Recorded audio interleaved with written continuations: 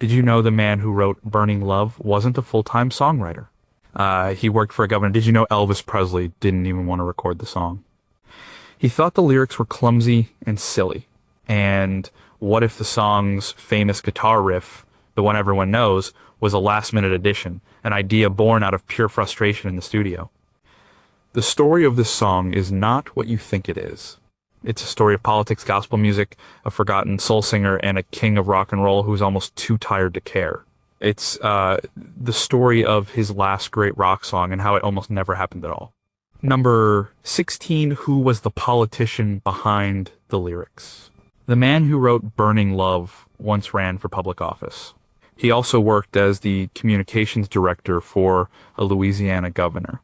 His most famous song, a hit for the Dixie Chicks, is about two women poisoning an abusive husband.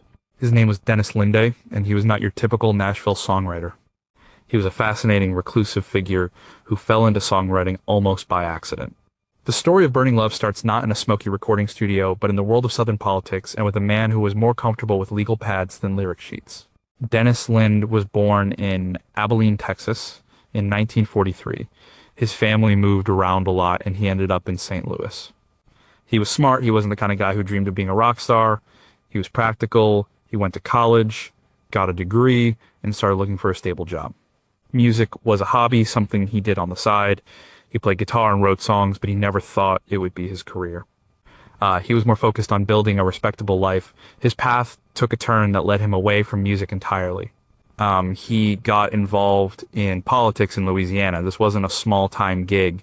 He ended up working for Edwin Edwards, a charismatic and controversial figure who would dominate Louisiana politics for decades. Linde served as a high-level aide, a communications guy. He was in the thick of it, dealing with press conferences, policy debates, and the general chaos of state government. He was good at it. He was articulate and understood how to shape a message. For a time, it seemed like this would be his life. He was a political operative, a behind-the-scenes man in a very different kind of show business. But the music bug never really left him. He kept writing. He sent out demo tapes. Most of them went nowhere. Nashville is a tough town to break into. Hundreds of talented people are trying to get a foot in the door. A guy with a day job in politics living in another state was a long shot. But Linde's songs were different. They had a quirky intelligence to them. They told stories. They had unusual hooks and a raw, rootsy feel. Combine Music Publishing was one of the few places that saw the potential. The head of the company, Bob Beckham, was known for taking chances on unconventional writers. He signed Linde to a publishing deal. This meant Linde would write songs and Combine would pitch them to artists. It was a standard arrangement, but for Linde, it was a lifeline back to his real passion. He was still working in politics, but now he had a professional outlet for his music. He wrote Burning Love during this period. He recorded a simple demo of it himself. It was just his voice and a guitar. The song had a driving, almost frantic energy. The lyrics were simple, built around a central metaphor of love as a raging fever. The hunka hunka part was there from the beginning. It was a catchy, slightly goofy hook that he threw in. He probably didn't think much of it. He sent the demo to his publisher, Bob Beckham. Beckham heard it and knew it was a hit. The question was, who could sing it? The song wasn't written for Elvis. It was just a song looking for a home. The journey from Linde's demo tape to Elvis Presley's microphone was a long and winding one. It involved another artist recording it first, a producer who had to fight for it, and a star who was deeply skeptical. But it all started with Dennis Linde, the political aide from Louisiana. He was an outsider who wrote one of the most iconic rock songs of all time. Linde would eventually leave politics and move to the Nashville area to become a full-time songwriter. He had a very successful career. He wrote hits for artists like Garth Brooks, Tanya Tucker, and Alan Jackson. His most famous song, besides Burning Love, was probably Goodbye Earl. That song, a dark comedy about two friends who get revenge on an abusive man, was a massive hit for the Dixie Chicks in 2000. It was pure Dennis Linde. It was a vivid story with a memorable, slightly shocking hook. It caused a lot of controversy, but it also became an anthem. He remained a private person his whole life. He rarely gave interviews. He didn't like the spotlight. He just wanted to write his songs. He lived on a large piece of property outside of Nashville and spent his days in his home studio tinkering with words and melodies. He passed away in 2006 from a rare lung disease. He left behind a catalog of over 250 songs recorded by major artists. But for most people, he will always be the man who gave Elvis the hunka hunka burning love. It's a strange legacy for a man who started out in the corridors of power in Baton Rouge. A man who proved that a great rock and roll song can come from the most unexpected places. Number 15. Why did the first version disappear? Before Elvis made it a global anthem, Burning Love was recorded by a man the Beatles called one of their favorite American artists. His name was Arthur Alexander. He was a pioneering soul singer and songwriter from Muscle Shoals, Alabama. His version of the song was released in January 1972, about 7 months before Elvis's. It had all the right ingredients. It was produced by the legendary Tommy Cogbill and featured some of the best session musicians in the South. And yet, it failed. It sank without a trace. The story of the first Burning Love is a classic music industry tale of bad timing, bad luck, and a brilliant artist who never quite got the recognition he deserved. Arthur Alexander was a big deal in the early 1960s. He wasn't a superstar like Sam Cooke or Ray Charles, but he was highly respected by his peers. He had a smooth, soulful voice and a gift for writing songs that were full of emotion and longing. His first hit, You Better Move On, released in 1962, is a perfect example. It's a slow, aching ballad that was later covered by the Rolling Stones. Another one of his songs, Anna Go to Him, was recorded by the Beatles for their debut album, Please Please Me. John Lennon loved Alexander's voice and was a huge fan. For a brief moment, it looked like Arthur Alexander was going to be a major star, but his career stalled. He had a string of minor hits, but he never broke through to the next level. He struggled with personal issues and the pressures of the music business. By the early 1970s, he was looking for a comeback. He signed a new record deal and went into the studio to record an album. This was his chance to reintroduce himself to the world. His producer brought him a demo of a new song by a writer named Dennis Linde. The song was Burning Love. Alexander listened to it and liked the raw energy. It was different from his usual style of slower, more melancholy soul music. This was an up-tempo rock and roll song, but he was willing to give it a try.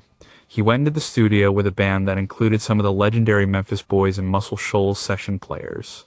These were the guys who played on records by Aretha Franklin, Wilson Pickett, and countless other soul legends. The recording they made was fantastic. It's grittier and more soulful than the Elvis version. Alexander's voice has a desperate edge to it. The band is tight and funky. It has that classic Southern soul sound. The arrangement is simpler than Elvis's, with a more prominent bass line and a less bombastic feel. It's a great record. It should have been a hit. Warner Bros. Records released it as a single in early 1972. They put it out with little promotion. The radio stations didn't pick it up. The public didn't hear it. The single failed to chart. It was a huge disappointment for Alexander. He had put his heart into that recording, and it went nowhere. The album it came from, which was also self-titled Arthur Alexander, suffered a similar fate. It got good reviews, but sold poorly. His comeback had fizzled out. So, what went wrong? It's hard to say for sure. The music landscape was changing in 1972. Soul music was getting funkier, and rock music was getting heavier. A song like Burning Love, which sat somewhere in between, might have gotten lost in the shuffle.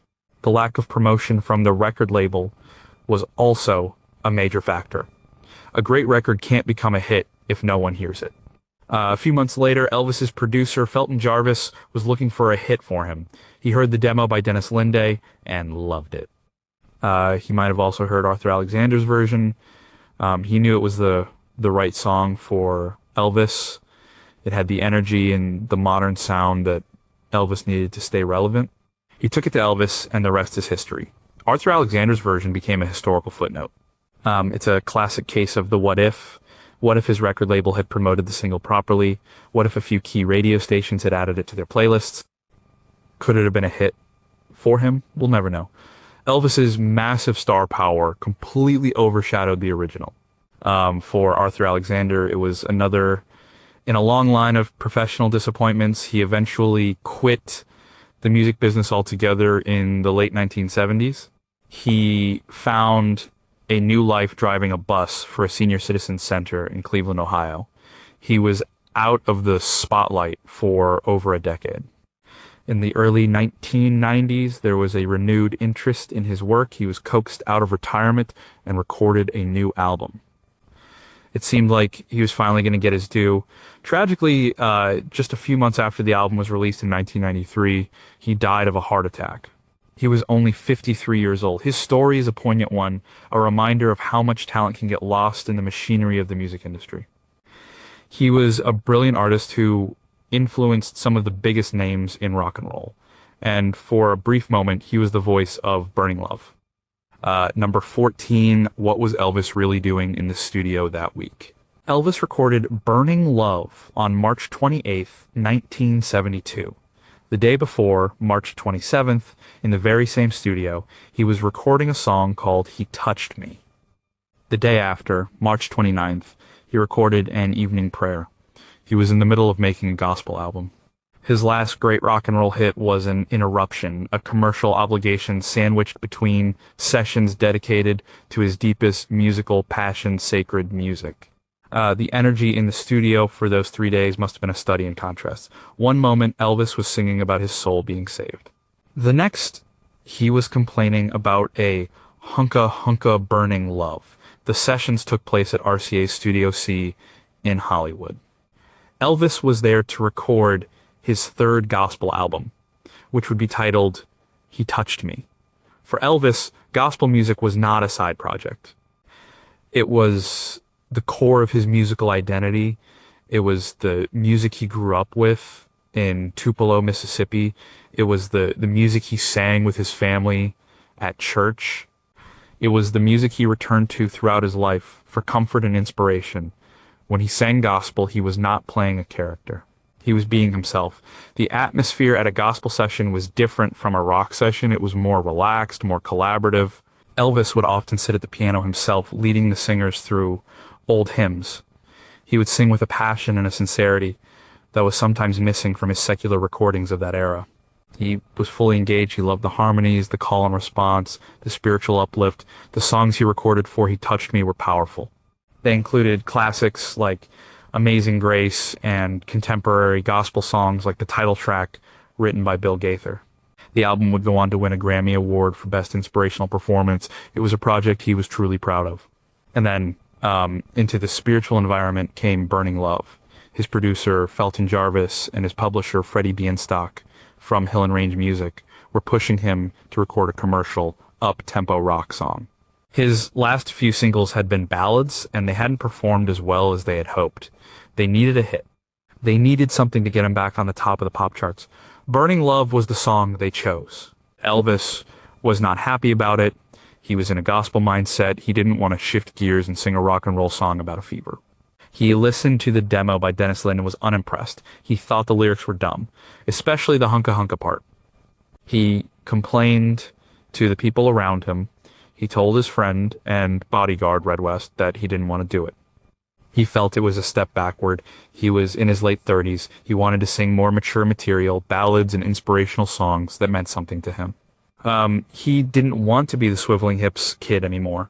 But Elvis was also a professional. He knew that he had a contract and an obligation to his record company and to his manager, Colonel Tom Parker. The Colonel's primary concern was always commercial success. A hit single meant more money, bigger concert tours, and more merchandise sales. So, despite his reservations, Elvis agreed to record the song. The session for Burning Love was reportedly a bit tense. Elvis was not in a great mood. He He went through the motions at first. The band laid down the basic track. It was a solid professional performance, but it lacked fire. It was just another song on the schedule. It was Felton Jarvis who had to push Elvis to give it his all. He knew the song had potential, but it needed the full Elvis Presley treatment. He needed that swagger, that energy, that commitment. Eventually Elvis came around. Maybe he heard the power of the track the band was creating. Maybe he just decided to get it over with and give them what they wanted. Whatever the reason, he finally let loose. He attacked the vocal with a power and an abandon that had been missing from much of his recent work. He growled, he shouted, he ad-libbed, he made the song his own. He took Dennis Linday's quirky lyrics and turned them into a rock and roll declaration. After the song was done, he went right back to his gospel album. The very next day, he was in the same studio with many of the same musicians recording an evening prayer. The whiplash must have been incredible. From the profane to the sacred, from a song about physical desire to a song about spiritual devotion, all in the span of 48 hours.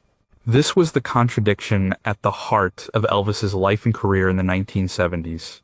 He was a spiritual man trapped in the body of a rock and roll superstar. He was a gospel singer who was paid to be the king. Burning love was the job. He touched me was his calling. The fact that they were born in the same week, in the same room, tells you everything you need to know about the two worlds Elvis was trying to live in at the same time. Number 13, how did one man's annoyance shape the sound? Felton Jarvis was Elvis Presley's record producer from 1966 until Elvis's death in 1977. He was a loyal and dedicated producer, but by 1972, their working relationship was often a struggle. Elvis was frequently uninspired and distracted in the studio. Jarvis's job was not just to operate the recording console, but to be a cheerleader, a psychologist, and a taskmaster. He had to find ways to motivate a star who had grown tired of the recording process. With Burning Love, Jarvis's frustration and his determination to get a great performance out of Elvis were key to the record's success. He basically willed the song into becoming a hit. Jarvis knew Elvis needed a hit. The previous single, An American Trilogy, was a powerful live performance piece, but it wasn't a pop radio smash. It peaked at number 66 on the Billboard chart. Before that, it was Until It's Time for You to Go, a ballad that barely cracked the top 40. Days of guaranteed number one hits were over. Elvis was in danger of becoming an oldies act, a nostalgia attraction for the Vegas crowd. Jarvis believed that a raw, energetic rock song was the antidote. He found Burning Love through the publishing company. He heard Dennis Linday's demo and immediately knew it was the one. It was modern, it was catchy, and it had a driving beat. It sounded like a hit.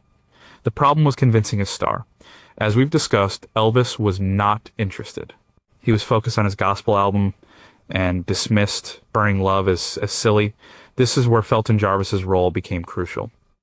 He didn't just accept Elvis's rejection, he pushed back, he pleaded his case, he probably enlisted others in the Elvis entourage to help convince him. He knew that if he could just get Elvis in front of a microphone with the right band, the magic would happen. He was the song's champion from day one. He fought for it. The recording session on March 28th, 1972 was the moment of truth. Jarvis had assembled a great band, James Burton on lead guitar, John Wilkinson on rhythm guitar, Emery Gordy Jr. on bass, and Ronnie Tutt on drums. These were top-tier musicians. They laid down a blistering instrumental track. The foundation was solid. But the early vocal takes from Elvis were lackluster. He was singing the notes, but there was no passion. He was holding back. This is where Jarvis's frustration likely came into play. He was sitting in the control booth, listening to a potential hit record die on the vine. He knew Elvis could do better. He knew that somewhere inside the tired, disillusioned superstar was the raw rock and roll singer who had changed the world. He had to coax it out of him. Producers have various tricks for this. Sometimes they'll flatter the artist. Sometimes they'll challenge them. Sometimes they'll just keep doing take after take until the singer gets so annoyed that they finally let loose out of sheer exasperation. We don't know the exact words that were exchanged between Jarvis and Elvis over the studio intercom that day, but we know the result. On the final takes, something clicked. Elvis committed to the song. He stopped holding back and delivered one of the most powerful vocal performances of his later career. You can hear the raw energy in his voice. It's not smooth or polished. It's rough and a little ragged. It's the sound of a man on fire. Jarvis had gotten what he wanted, but his work wasn't done. The song still needed something more. The instrumental track was great, but it needed a hook, an unforgettable musical signature. This led to another key production decision. The famous opening guitar riff, that stuttering, driving lick that kicks off the song, was not part of the original arrangement. It was added later, during an overdub session. It was a moment of studio creativity, likely worked out by Jarvis and the musicians, that took the song to another level. Jarvis also made the crucial decision to bring in J.D. Sumner and the Stamps Quartet for the backing vocals. Their booming gospel harmonies gave the song a huge anthemic quality. The call and response between Elvis and the Stamps on the long fade out is one of the most exciting parts of the record. It was a brilliant production choice, blending Elvis's rock and roll instincts with the gospel music he loved. Felton Jarvis's contribution to Burning Love cannot be overstated. He found the song. He fought for it. He pushed his star to deliver a great performance, and he made a series of smart production choices that turned a good song into a classic record.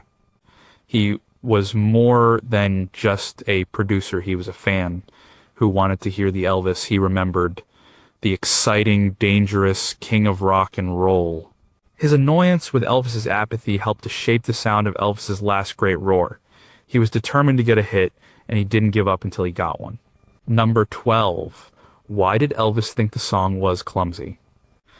To understand why Elvis Presley, the king of rock and roll, disliked a rock and roll song, you have to understand the man he was in 1972.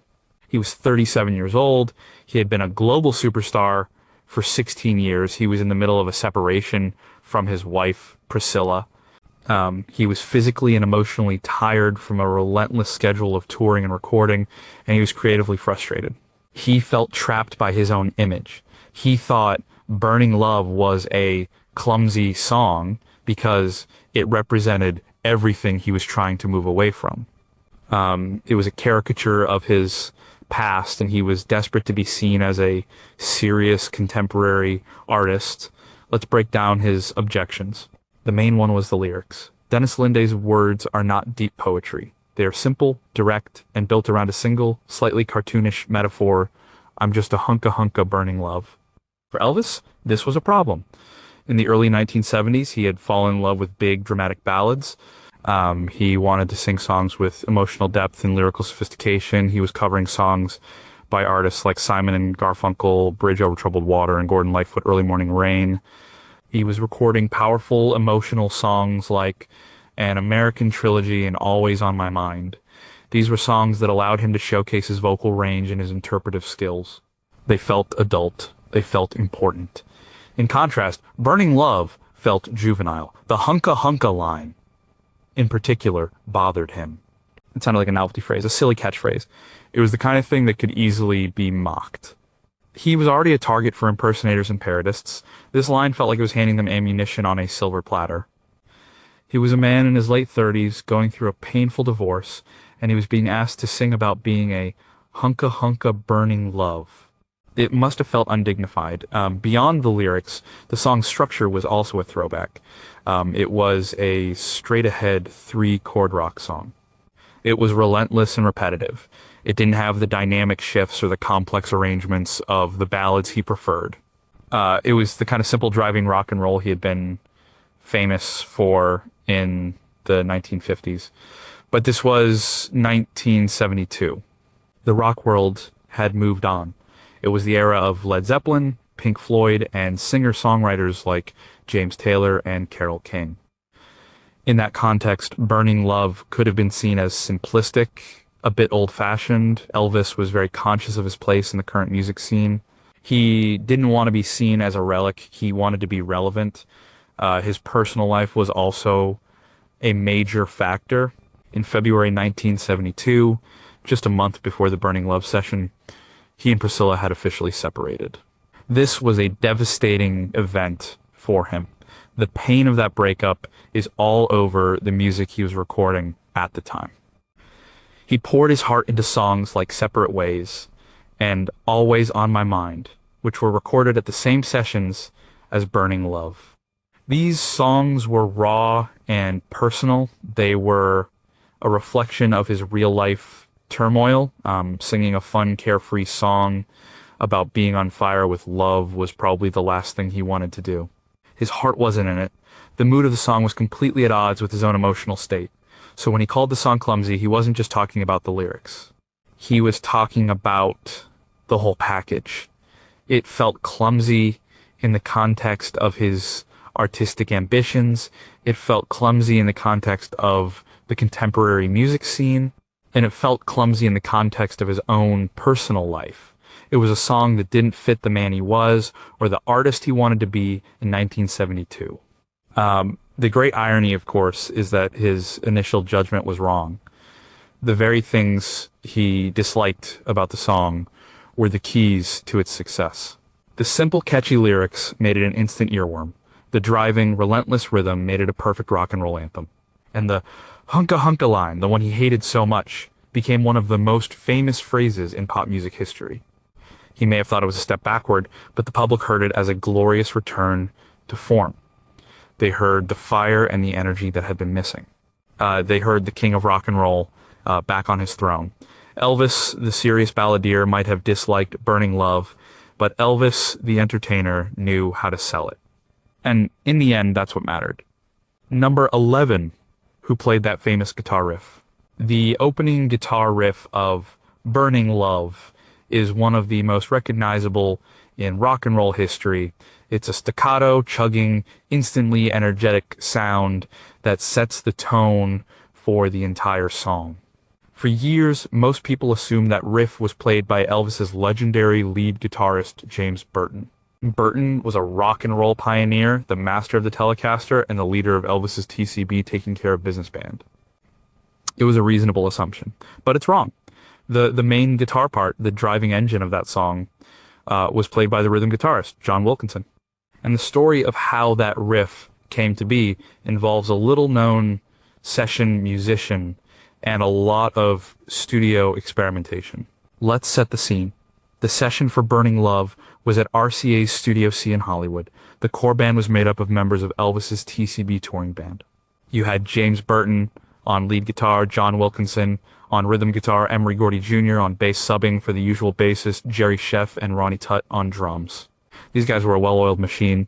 They had been playing with Elvis on the road for years and knew his style inside and out. The basic track was recorded with this core group. Wilkinson laid down a solid rhythm part. Tutt provided the powerful drumming, and Gordy locked in the bass line. James Burton added his signature lead guitar fills, the stinging, country-inflected licks that were his trademark. The track was good, but producer Felton Jarvis felt it was missing a central hook. It needed a signature guitar part that would grab the listener from the very first second. This is where the story gets a little murky, as memories from studio sessions 50 years ago often do. But the most credible accounts suggest that the famous riff was not part of the original recording. It was added as an overdub, a separate recording laid on top of the existing track. And it seems it was a collaborative effort. Emery Gordy Jr., the bassist on the session, has said in interviews that he came up with the basic idea for the riff. Gordy was a very talented musician who would go on to become a successful record producer in his own right. He felt the song needed a more aggressive, driving guitar part to match the energy of the lyrics. He worked out the basic pattern, that chunky, palm-muted rhythm. But it was John Wilkinson who actually played it on the record. Wilkinson was often overshadowed by the flashier James Burton, but he was a fantastic rhythm player and a crucial part of Elvis's sound in the 70s. He took Gordy's idea and made it his own, giving it the right feel and timing. So, While Burton plays the lead guitar solos and fills, the main riff that you hear throughout the song, the part that gives it its chugging momentum, is Wilkinson. This was a common practice in studio recording. A producer and the musicians would experiment with different ideas, trying to find the magic ingredient that would make a record stand out.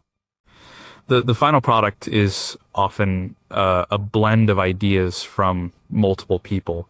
It wasn't about ego, it was about serving the song. James Burton's contribution is still vital. His lead guitar work is brilliant. His fills in the verses and his fiery solo are pure rock and roll. He and Wilkinson's parts work together perfectly. Wilkinson's rhythm part is the solid foundation, the relentless engine, while Burton's lead is the decoration, the lightning flashes on top. It's a textbook example of how two guitarists can weave their parts together to create a sound that is bigger than the sum of its parts. So why has James Burton always gotten the credit? It's simple. He was the famous one. He was the lead guitarist. In most rock bands, the lead guitarist plays the main riffs. It's the natural assumption. John Wilkinson was the quiet, steady rhythm player in the background. His contribution was just as important, but less flashy, so it was often overlooked. It's a great piece of rock and roll trivia. The next time you hear that iconic opening to Burning Love, you can listen closely and appreciate the different guitar parts. You'll hear the powerful, chugging rhythm of John Wilkinson, the engine of the song, and you'll hear the sharp, stinging licks of James Burton, the master of the Telecaster. And you'll know that the famous riff wasn't just played by one man, but was a moment of collaborative genius cooked up in a Hollywood studio to help create Elvis's last great rock and roll masterpiece. Number 10 was that drummer from a different musical universe. The drumming on Burning Love is a force of nature. It's powerful, precise, and propels the song forward with an unstoppable momentum. The man behind that drum kit was Ronnie Tutt. To Elvis fans, Tutt was a legend, the longtime drummer for the TCB band, the man who provided the thunderous backbeat for Elvis's live shows from 1969 to 1977. But what many people don't know is that Ronnie Tutt lived a double life. When he wasn't on the road with Elvis, he was one of the most in-demand session drummers in Los Angeles. He was a member of the elite group of studio musicians who played on countless hit records. He played with everyone from Neil Diamond to the Carpenters. His work on Burning Love is a perfect fusion of his two musical worlds, the raw power of a live rock drummer and the flawless precision of a top-tier session pro. Ronnie Tutt was born in Dallas, Texas in 1938. He was a naturally gifted musician who started playing professionally as a teenager. He was trained in jazz and big band music, which gave him a technical skill and a musical vocabulary that most rock drummers of his era lacked. He could read music, he understood complex arrangements, and he could play in any style. He moved to Los Angeles in the mid-1960s and quickly established himself as a go-to session drummer. He had a reputation for being fast, reliable, and incredibly versatile. He could play the simple, understated parts required for a soft rock ballad or the complex, powerful rhythms of a rock anthem. He played on Billy Joel's Piano Man, Graham Parsons' Grievous Angel, and Jose Feliciano's Feliz Navidad, to name just a few. He was part of the studio machine that created the soundtrack of the 1970s. In 1969, he got the call to audition for Elvis Presley's new live band. Elvis was putting together a group for his return to live performing in Las Vegas. Tutt won the job. From that point on, he became a central figure in Elvis's world. He was not just the drummer, he was the musical conductor on stage. Elvis would often turn to Tutt, giving him visual cues to speed up, slow down, or end a song with a dramatic flourish. Their connection was almost telepathic. Tutt's powerful, almost symphonic drumming was a key element of the spectacle of an Elvis concert. The Burning Love session in March 1972 caught Tutt at the peak of his powers. He brought all of his skills to the table. You can hear his live show power in the sheer force of his playing. The kick drum is a relentless punch, and the snare drum cracks like a whip. He's not just keeping time, he's driving the band. He's pushing the energy level higher with every beat. But you can also hear the precision of the session musician. His timing is impeccable. Every fill is perfectly placed and executed with flawless technique. Listen to the drum fills that lead into the choruses. They are explosive and exciting, but they are also incredibly tight and controlled. There's not a single wasted note. It's the work of a master craftsman. His performance on the long fade out of the song is particularly brilliant. As Elvis and the backing vocalist trade lines, Tut's drumming becomes a conversation in itself. He responds to the vocals, building the intensity with crashing cymbals and powerful snare rolls. He's not just a timekeeper, he's an active participant in the musical drama. He's helping to tell the story. This combination of power and precision is what makes the drumming on Burning Love so special. A less skilled drummer might have played it too simply, making it sound plodding. A flashier drummer might have overplayed, cluttering up the track with unnecessary fills. Tut found the perfect balance. He played with the power of a rock star and the discipline of a studio pro. His two musical universes, the glitzy stages of Las Vegas and the sterile recording studios of Hollywood, came together on that track. He was the perfect drummer for that song at that moment in time. He provided the solid, powerful foundation upon which Elvis could build his last great rock and roll vocal performance. Ronnie Tutt wasn't just Elvis's drummer, he was a musical giant, and Burning Love is one of his finest moments. Number 9, how did gospel singers make it a rock anthem? The fade out of Burning Love is one of the most exciting endings in rock and roll. For nearly a full minute, the song builds into a frenzy of call and response vocals, with Elvis ad-libbing and a powerful group of male singers answering his every line. Those singers were not your typical rock and roll backing vocalists. They were J.D. Sumner and the Stamps Quartet, one of the most famous and respected Southern gospel groups of all time.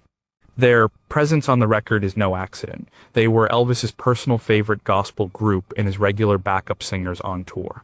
By adding their booming, church-honed harmonies to a rock and roll song, Elvis and his producer created a unique and powerful hybrid. They turned a simple rock song into a secular hymn, a gospel rave-up about earthly desires. J.D. Sumner was a legend in the world of gospel music. He was known for his incredibly low bass voice. He was listed in the Guinness Book of World Records for many years as having the lowest recorded human voice. He was a showman, a charismatic leader, and a towering figure, both literally and figuratively. He had founded the Stamps Quartet in the 1960s, and they quickly became one of the top groups in the genre. Elvis had been a fan of Sumner and gospel quartets since he was a boy. He loved the tight harmonies, the emotional delivery, and the spiritual message. When he returned to live performing in 1969, he wanted a gospel quartet to be part of his show. He tried out a couple of different groups before settling on the Stamps in 1971. He loved their sound, and he loved J.D. Sumner personally. They became a fixture of his stage show and his recording sessions. Their primary role in the live shows was to provide backup vocals and to perform a short set of gospel songs on their own to warm up the crowd. But their influence went beyond that. Their presence reinforced the gospel undercurrent that ran through all of Elvis's music. Even when he was singing rock and roll, the sound of that quartet behind him connected him to his musical roots. On Burning Love, their contribution is immense. The song would be much less powerful without them. For most of the track, they provide the solid vocal foundation, the oohs and ahs that fill out the sound.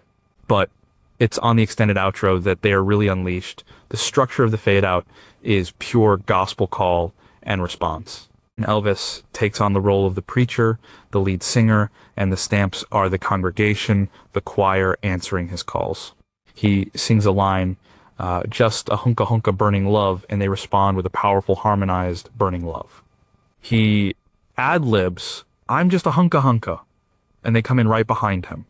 The energy builds and builds. It feels spontaneous and joyful, like the end of a rousing church service. J.D. Sumner's famous low voice is a key part of the sound. You can hear him anchoring the harmony, his deep bass notes rumbling underneath the other singers. It adds a weight and a power to the vocals that you don't find on most rock records. This wasn't the smooth, polished sound of pop backup singers. This was the raw, powerful sound of four men who had spent their lives singing in churches and concert halls across the South. It was authentic. The decision to use a gospel quartet on a rock song was a stroke of genius. It bridged the two sides of Elvis's musical personality. It allowed him to be the rock and roll star and the gospel singer at the same time. The song is about physical passion, but the sound of the Stamps gives it an almost spiritual intensity. It elevates the song from a simple pop tune to something bigger, something more epic. It's a rock and roll anthem with a gospel soul. Without J.D. Sumner and the Stamps, Burning Love would still be a great song. The band is on fire, and Elvis's vocal is incredible. But it wouldn't be the classic it is today. The Stamps provided the secret ingredient, the gospel fire that turned a hot song into an inferno. They helped Elvis create a sound that was uniquely his own, a perfect blend of Saturday night rock and roll and Sunday morning spirit. Number 8, why wasn't it on a real album? Burning Love was a massive hit single. It reached number 2 on the Billboard Hot 100 chart in the fall of 1972, making it Elvis's biggest hit in years and his last top 10 pop hit in the United States. A song that successful would normally be the centerpiece of a major new studio album. It would be the title track, the main selling point. But that's not what happened with Burning Love. The song was essentially an orphan. It was released as a single and then thrown onto a budget-priced compilation album with a bunch of leftover movie songs. This strange decision was a result of the chaotic and commercially driven way Elvis's record label, RCA, was managing his career in the 1970s. It was a strategy that prioritized short-term profits over long-term artistic legacy. By 1972, the music industry was moving towards an album-oriented model. Artists like Led Zeppelin, Elton John, and Stevie Wonder were releasing classic, cohesive albums that were meant to be listened to as a complete work of art. The album was the main event, and the singles were just advertisements for it. But Elvis's career was still being run, for the most part, on the old 1950s and 60s model, where singles were king. The goal was to get a hit on the radio, and the albums were often just collections of singles and filler material. This was largely the influence of Elvis's manager, Colonel Tom Parker. The Colonel's business philosophy was simple release, as much product as possible, as cheaply as possible. He had flooded the market with mediocre movie soundtrack albums throughout the 1960s, a strategy that had made a lot of money, but had seriously damaged Elvis's artistic credibility.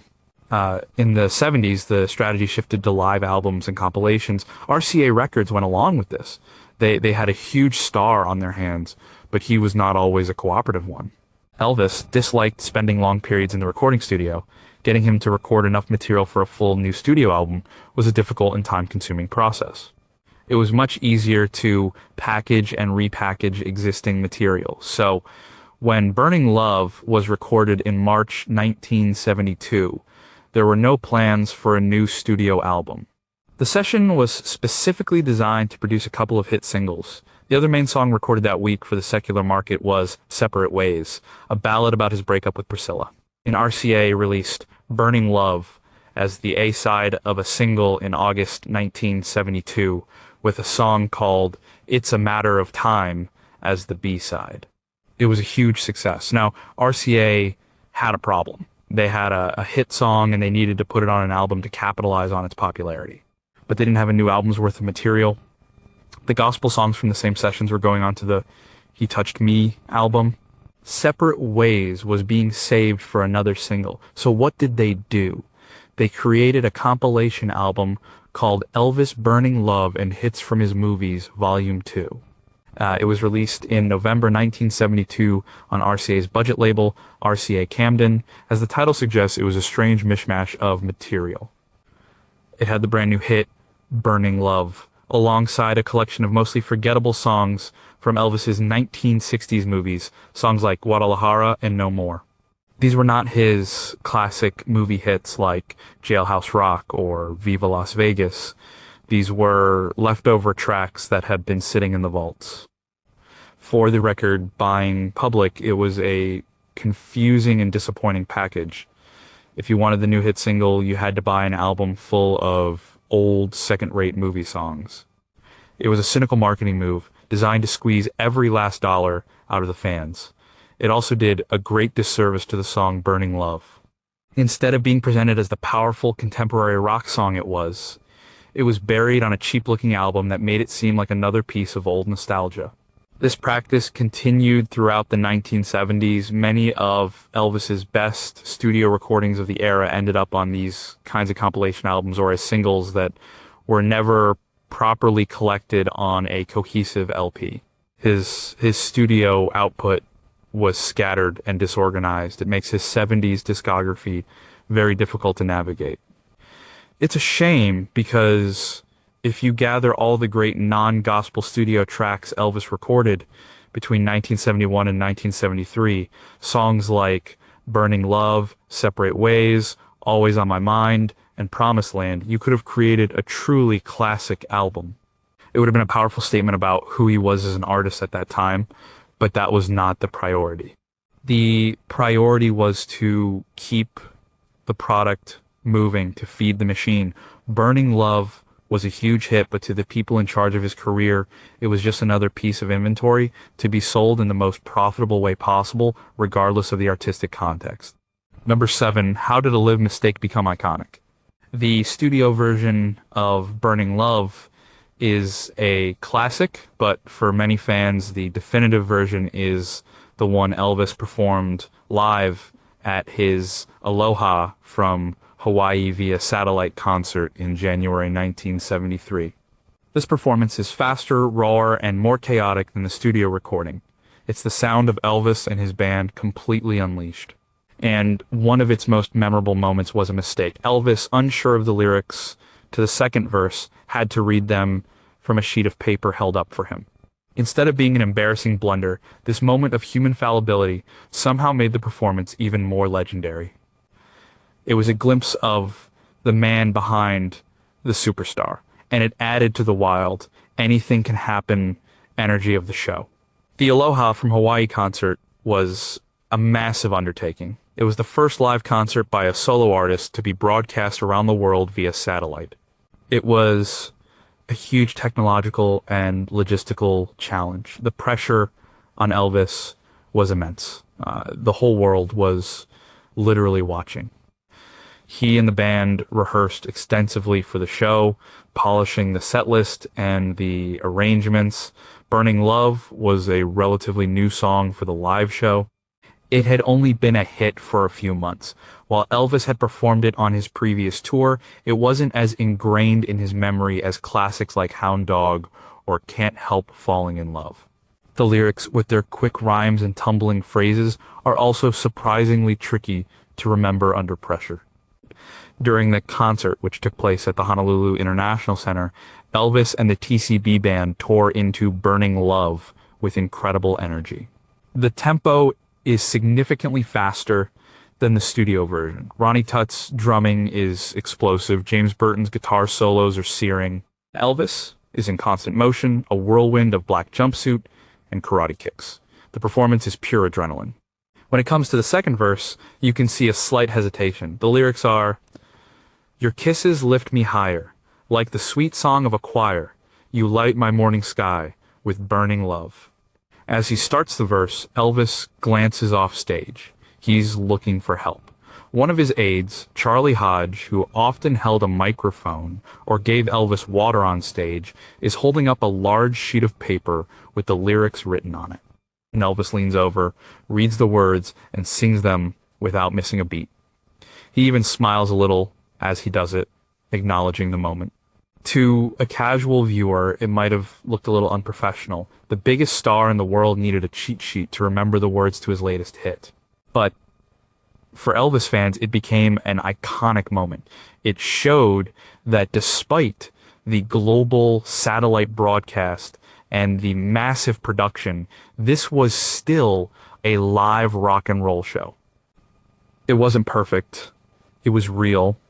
It was spontaneous. That moment of vulnerability, of needing a little help, made him seem more human and relatable. It broke the fourth wall. It also added to the song's reputation as a wild, untamable beast. The performance felt so fast and furious that it was like Elvis was just trying to hang on for the ride. Forgetting the words was just part of the beautiful chaos. The fact that he handled it with a smile and without breaking the momentum of the song was a testament to his incredible showmanship. The Aloha from Hawaii album and TV special were huge successes. They introduced Burning Love to an even wider audience. For many people, this live version, with its frantic energy and its famous lyric sheet moment, is the one they think of when they hear the song's title. It cemented the song's place as one of Elvis's great live anthems. The studio version is a perfectly crafted piece of rock and roll, but the live version from Hawaii is a lightning strike. It's a snapshot of a moment in time when Elvis Presley, in front of a global audience of over 1 billion people, proved that he was still the most exciting performer on the planet. And the little mistake in the middle of it all just makes it that much better. It's a reminder that sometimes the most perfect moments in rock and roll are the ones that aren't perfect at all. Number 6, what kept it from reaching number 1? Burning Love was a juggernaut. It rocketed up the charts in the fall of 1972, selling over 1 million copies in the US alone. It was Elvis's most successful single in years. It had all the momentum to go to the very top of the Billboard Hot 100 chart. It seemed destined to be his first number 1 pop hit since Suspicious Minds in 1969, but it got stuck at number 2. For 3 straight weeks in October and early November 1972, it was held out of the top spot by one of the most unlikely, bizarre, and controversial number 1 hits of all time, Chuck Berry's My Ding-a-Ling. The story of how a crude live novelty song by a rock and roll pioneer managed to block the comeback of the king of rock and roll is a fascinating snapshot of the strange and unpredictable world of pop radio in the early 1970s. First, let's look at the contender. Chuck Berry was, of course, a legend. He was one of the architects of rock and roll. His songs from the 1950s, like Johnny Be Good, Maybellin, and Roll Over Beethoven, were part of the music's DNA. But by 1972, his hit-making days were thought to be long over. He was a revered figure, a popular act on the oldies circuit, but he hadn't had a major hit in years. My Ding-a-Ling was a song he had been performing live for a long time. It was a novelty song written by Dave Bartholomew in the 1950s. The song is a series of childish, silly verses about a boy and a toy he receives from his grandmother. The toy consists of silver bells hanging on a string. The joke, of course, is that the title and the lyrics are a long, drawn-out, schoolboy-level dirty joke. The entire song is a thinly veiled double entendre. In 1972, Chuck Berry recorded a live version of the song at a festival in England. The recording is chaotic. It features Berry leading the audience in a sing-along, dividing them into boys and girls, and generally acting like a mischievous camp counselor. The crowd roars with laughter. It's not a great musical performance. It's a comedy routine set to a simple blues shuffle. His record label, Chess Records, decided to release this live recording as a single. It's hard to imagine anyone thought it would be a major hit. But it caught on. Radio stations started playing it, first as a novelty, and then because people were requesting it. The song's silly, slightly forbidden nature appealed to a mass audience. It was the kind of song that kids found hilarious and adults found either funny or offensive. It became a cultural phenomenon. Meanwhile, Burning Love was making its steady climb up the charts. It was a powerful, well-crafted rock record by the biggest star in the world. It was a critical and commercial success. It was everything a pop hit was supposed to be. It seemed unstoppable, but it ran into the My Ding-a-Ling buzzsaw. For the weeks ending October 21st, October 28th, and November 4th, 1972, Chuck Berry's novelty song sat at number 1, while Elvis's rock anthem was stuck at number 2. It must have been frustrating for Elvis and his team. They had made a brilliant comeback record only to be blocked by a live recording of a dirty joke. The success of My Ding Ailing caused a lot of controversy. Many radio stations refused to play it. The conservative activist Mary Whitehouse tried to get it banned in the UK. Many music critics were appalled that this silly song would be Chuck Berry's only #1 hit of his long and influential career. It seemed like a cosmic joke. So, why did it beat Burning Love? It's a classic case of a novelty hit. These songs sometimes capture the public's imagination for a brief period. They are so different from everything else on the radio that they stand out. My Ding-a-ling was funny. It was catchy in a dumb way, and it was a little bit naughty.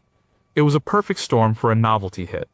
Burning Love was a great rock song, but in the fall of 1972, for a few crucial weeks, the public preferred a joke. In the long run, of course, Burning Love has had the more enduring legacy. It is considered one of Elvis's signature songs, a classic of the rock and roll canon. My Ding-a-ling is remembered mostly as a piece of trivia, a bizarre footnote in music history, but for a moment in time, it was the biggest song in the country. And it was the song that kept the king from reclaiming his throne at the top of the pop charts. It's a strange but true story from the weird and wonderful world of 1970s pop music. Number 5 is the song's structure intentionally awkward. Burning Love is an incredibly catchy and effective rock song. But if you look at it closely, it's put together in a very strange way. It breaks some of the fundamental rules of pop songwriting. It doesn't have a traditional verse-chorus structure. It has no bridge, the section that usually provides a musical and lyrical departure in a song. And it ends with a series of false endings before launching into a long, repetitive fade-out. From a technical standpoint, the song is a bit of a mess. It's almost intentionally awkward. But it's this unconventional structure that gives the song its relentless, driving power. It's a song that's all forward momentum with no time for detours. Let's start with the verse-chorus issue. Most pop songs work like this: verse 1, chorus, verse 2, chorus, bridge, chorus, end. The verse tells the story, and the chorus provides the main hook, the part everyone sings along to. Burning Love doesn't really have a chorus in the traditional sense. The phrase burning love appears at the end of each verse, almost like a punchline. The section that feels like a chorus, the part where he sings, "Your kisses lift me higher," is more of a pre-chorus or a climb. The real hook, the main event of the song, is the phrase, "I'm just a hunka burning love." But that phrase doesn't appear in a repeated standalone chorus. It's used as an exclamation, a release of tension that has been building through the verses. This structure gives the song a feeling of constant escalation. Each verse builds on the last, raising the temperature until Elvis unleashes the hunka line. There's no release valve of a traditional chorus. The tension just keeps building and building. It's a very effective way to mirror the lyrical theme of an out-of-control fever. Then there's the lack of a bridge.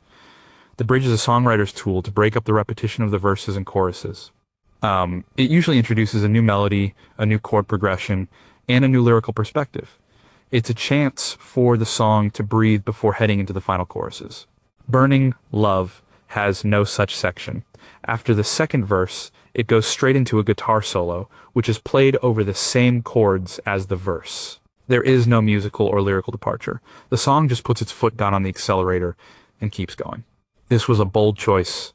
It risks making the song feel monotonous, but in this case, it works. The song is so short and energetic that it doesn't need a break. A bridge would have killed the momentum. The relentless, unchanging structure is part of what makes the song so powerful. It's like a train that's not making any stops. Finally, there's the ending. The song seems to come to a complete stop after the final hunka burning love. The band hits a final chord and holds it. It feels like the end. But then, after a brief pause, the band kicks back in, and the song launches into its long fade-out, with Elvis and the Stamps trading vocals. This false ending is a classic rock and roll trick, designed to get a reaction from a live audience. It's a moment of surprise that injects a final burst of energy into the track. The fade-out itself is also unconventional. It goes on for almost a minute, which is a long time for a 3-minute pop song, and it's incredibly repetitive. It's just Elvis and the Stamps singing the same few phrases over and over again. But again, it works. The repetition becomes hypnotic and exciting. It's a primal chant, a rock and roll mantra. So, was this awkward structure intentional? It's likely that the songwriter, Dennis Lind, and the producer, Felton Jarvis, weren't consciously trying to break the rules. They were just following their instincts, trying to create the most exciting record possible. They stumbled upon a structure that perfectly matched the song's theme. A song about a relentless, all-consuming fever needs a relentless, all-consuming structure. The lack of a chorus, the absence of a bridge, and the long, repetitive ending are not mistakes. They are the very things that make Burning Love a masterpiece of minimalist rock and roll construction. It's a song that proves that sometimes the most effective way to write a hit is to throw the rule book out the window.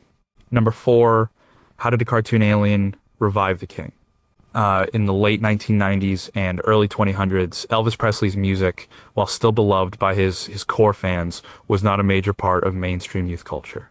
He was seen by many younger people as a historical figure, a black and white icon from their parents' or grandparents' generation. Then in 2002, something unexpected happened. A blue, mischievous, genetically engineered alien creature crash landed in Hawaii and developed a deep and abiding love for the king of rock and roll. The movie was Disney's Lilo and Stitch, and its clever and heartfelt use of Elvis's music, particularly Burning Love, introduced him to a whole new generation of fans and gave his legacy a major cultural boost. Lilo and Stitch was not a typical Disney animated movie. It was quirkier, funnier, and more emotionally complex than many of the princess-focused films of the era.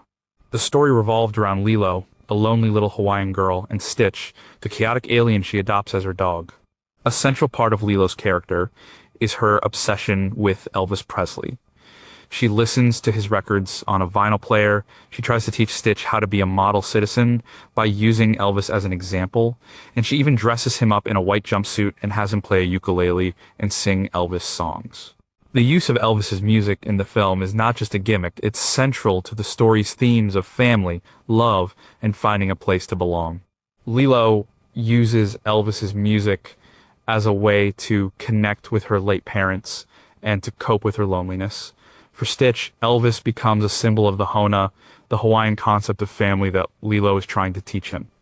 The film features several Elvis songs, including Stuck on You, Suspicious Minds, and Heartbreak Hotel. But the most memorable musical moment for many is the end credit sequence, which features a brand new version of Burning Love performed by the American singer Wynonna Judd. This new version was a high-energy country rock take on the song, but the film also used Elvis's original version. The impact of the movie was huge. Lilo and Stitch was a critical and commercial success. It was praised for its originality and its emotional depth. And it was a massive hit with kids. Suddenly, children all over the world were being exposed to the music of Elvis Presley in a fun and accessible way. They weren't hearing it as an oldie, they were hearing it as the soundtrack to a cool, funny movie about an alien. The success of the film led to a major resurgence of interest in Elvis's music. The soundtrack album, which featured both the original Elvis tracks and the new cover versions, was a bestseller. A new compilation album titled Elvis 31 Hits was released in the same year to capitalize on the renewed interest. It went to number 1 in countries all over the world. It was the first time an Elvis album had topped the charts in the US in decades. Burning Love became a key part of this revival. The song's inclusion in Lilo and Stitch and its high-energy, fun-loving spirit made it a perfect entry point for new, young fans.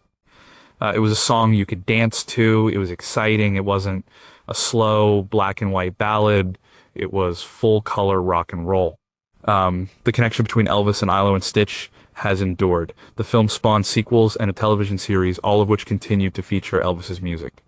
To this day, for many people born in the 1990s and 2000s, their first exposure to Elvis Presley was through this animated film. A whole generation knows about the King, not because of the Ed Sullivan Show or his Las Vegas concerts, but because a little blue alien in a Hawaiian shirt was a fan. It's a strange and wonderful chapter in the story of Burning Love. A song that Elvis himself was reluctant to record, a song that was his last great burst of rock and roll energy, found a second life 30 years later. It became the anthem for a new generation thanks to a cartoon. It's a powerful example of how a great song can transcend time and context, and how popular culture can breathe new life into classic art in the most unexpected ways. The King was revived by a little blue alien, and Burning Love was the soundtrack to his comeback. Number 3, where are the missing verses? The lyrics to Burning Love are famously simple and repetitive. There are only 2 short verses in the entire song. The rest is made up of the pre-chorus climb, the hunka hunka hook, and the long chanting fade out. This brevity is part of the song's power. It's direct and to the point. But the songwriter, Dennis Linde, actually wrote more to the song. There are at least 2 additional verses that were on his original demo, but were never recorded by Elvis or, as far as we know, by anyone else. The story of these missing verses raises an interesting question.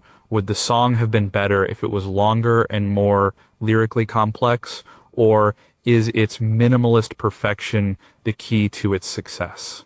Dennis Linde was a storyteller. Most of his songs, like Goodbye Earl, have a strong narrative arc.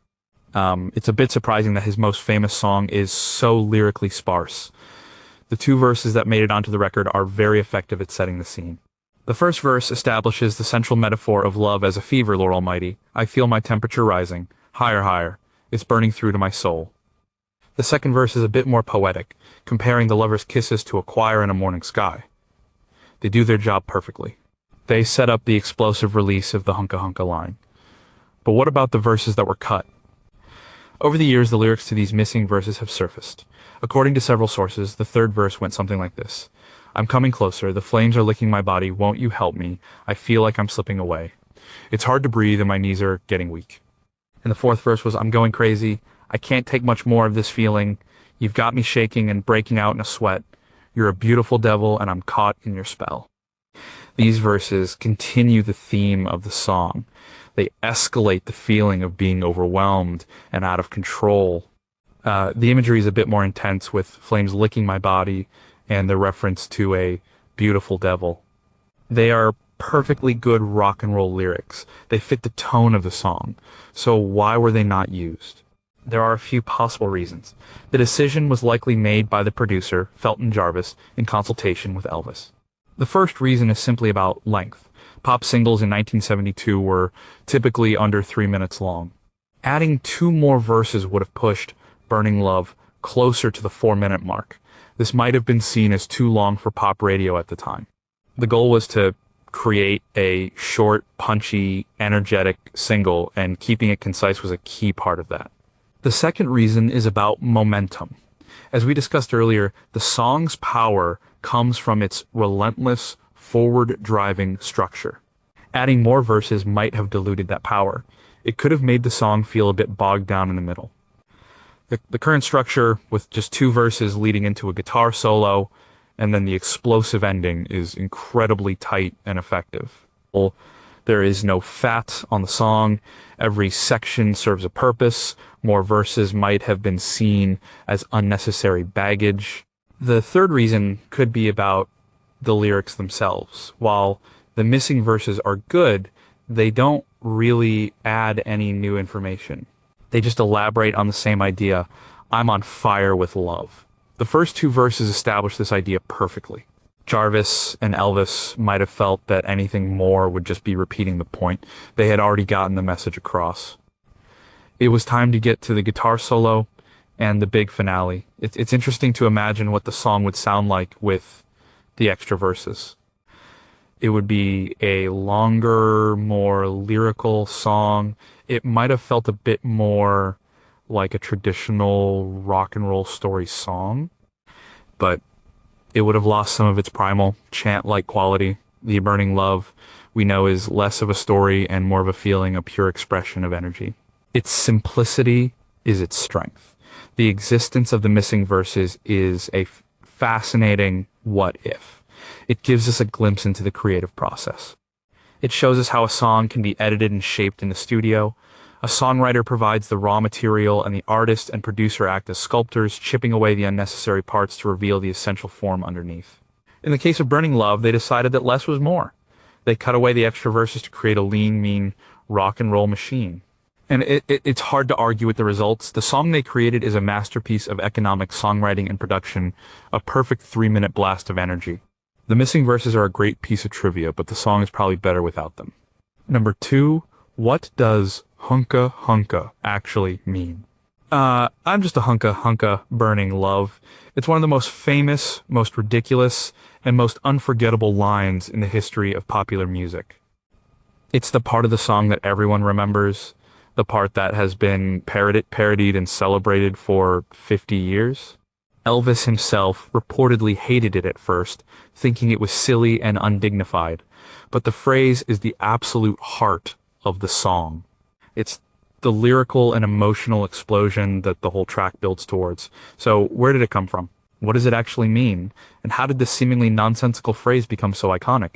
The phrase hunka hunka was not a common expression before the song. It was the invention of the songwriter Dennis Lind. It's an example of a writer using nonsense syllables to create a rhythmic and memorable hook. It's not meant to be analyzed literally. It's meant to be felt. The sound of the words hunka hunka is chunky, rhythmic, and a little bit clumsy. It perfectly captures the feeling of being overwhelmed by a physical passion that is beyond words. It's not a poetic or elegant description of love. It's a primal grunt. It's the sound of someone who is so consumed by desire that they can't even form a proper sentence. Think about other famous nonsense phrases in rock and roll, like a wop bop a loo bop a lop bam boom from Little Richard's Tutti Frutti, or the doo wop and shanana of 1950s vocal groups. These phrases are not about literal meaning. They are about sound and rhythm. They are part of the music itself.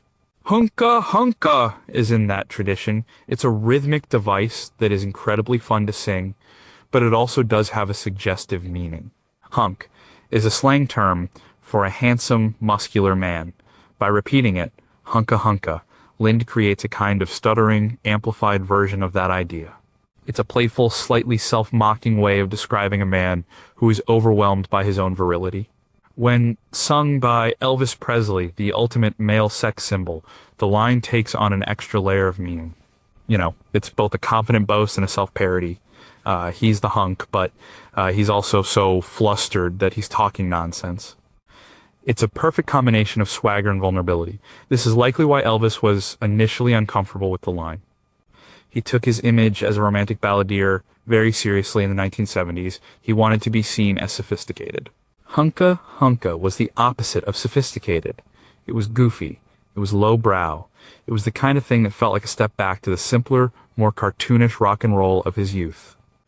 He was a 37-year-old man, and he was being asked to sing a line that sounded like it came from a comic book. But once he committed to it in the studio, he sold it completely. He sings the line with a sense of joyful abandon. He leans into the silliness of it. And in doing so, he makes it cool.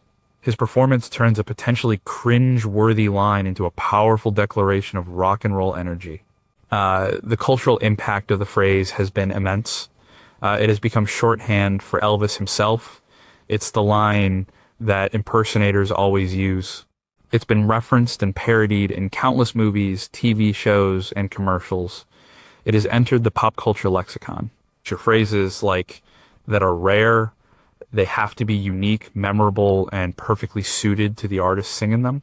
Hunka Hunka was all of those things. So what does it mean? On one level, it means nothing at all. It's just a fun sound. On another level, it means everything. It's the sound of lust, of joy, of a man so on fire that he has lost the ability to speak properly. It's the sound of rock and roll itself, a little bit silly, a little bit sexy, and completely irresistible. It's the line that Elvis hated, and the line that helped to define the last great moment of his rock and roll reign. It's a testament to the power of a few perfectly chosen, wonderfully dumb words. Number one was this Elvis's last real roar. Burning Love was released in August 1972. It was a massive, undeniable hit. It was pure, unfiltered rock and roll, full of energy and swagger. It was also the last time Elvis Presley would have a song in the top 10 of the Billboard Hot 100 chart in the United States during his lifetime. In a career defined by an astonishing string of hits, Burning Love stands as a final, fiery punctuation mark. It was not the end of his career, but it was the end of his time as a dominant force on the pop charts. It was his last great rock and roll roar, a final burst of the primal energy that had made him a star before his slow fade into legend. To understand the significance of this, you have to look at what came before and what came after. In the late 1960s, after years in the Hollywood wilderness, Elvis had engineered one of the greatest comebacks in music history. The 1968 comeback special on NBC television reminded the world that he was a vital, exciting performer. This was followed by a series of brilliant recordings made in Memphis in 1969, which produced hits like Suspicious Minds and In the Ghetto. He was back on top not as a nostalgia act, but as a contemporary artist. But by 1972, the momentum was slowing. His singles were mostly ballads, and they were not performing as well on the pop charts, which were dominated by a new generation of rock, pop, and soul artists. He was becoming more of a live act, a Las Vegas institution. His albums were a mix of live recordings and uneven studio efforts. He seemed to be losing his connection to the mainstream pop audience. Burning Love was a sudden, shocking reversal of that trend. It was a bolt from the blue. It sounded nothing like the ballads he had been releasing. It was a hard-rocking, full-throttle performance that could compete with anything on the radio. It proved that he could still do it, that the fire was still there. It was a reminder to the world that before he was the man in the white jumpsuit, he was the king of rock and roll. The song was a commercial and critical triumph. It felt like the beginning of a new chapter, but it wasn't.